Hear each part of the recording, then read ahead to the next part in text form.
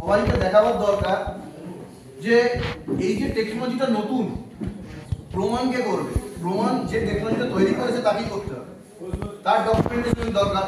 One, দুই হচ্ছে there is possibility to register technology as copyright, patent or design. It should be done by the technology developer before the technology transfer process is initiated. আমি আগেই যেটা বললাম যে there is a technology developer, তো সেক্ষেত্রে এই copyright, patent আর design সেটাকে তাদের সামনে প্লেস করতে হয়। What is so called new, what is so innovative, সেইটাকে is required to have it in the technology.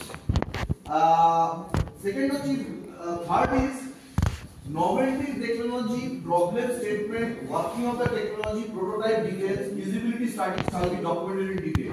এখানে একটা আমার বলা আছে, এটার যে টেস্ট, যে নভেলটি একটা মানে নতুন প্রমাণ করার দায়িত্ব যে টেকনোলজিটা তৈরি করেছে তার।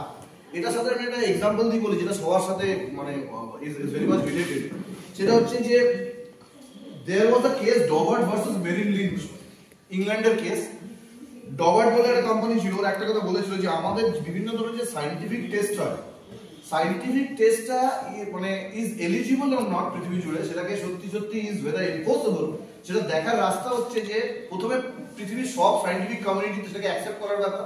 Second is the question is that whether the error rate is low or not. মানে আমি একটা এক্সাম্পল দিয়ে বলতে পারি, আমাদের যে জুভেনাইল জাস্টিস অ্যাক্ট আছে তাতে বলা হয় যে একটা বাচ্চা যখন কোর্টের সামনে আসে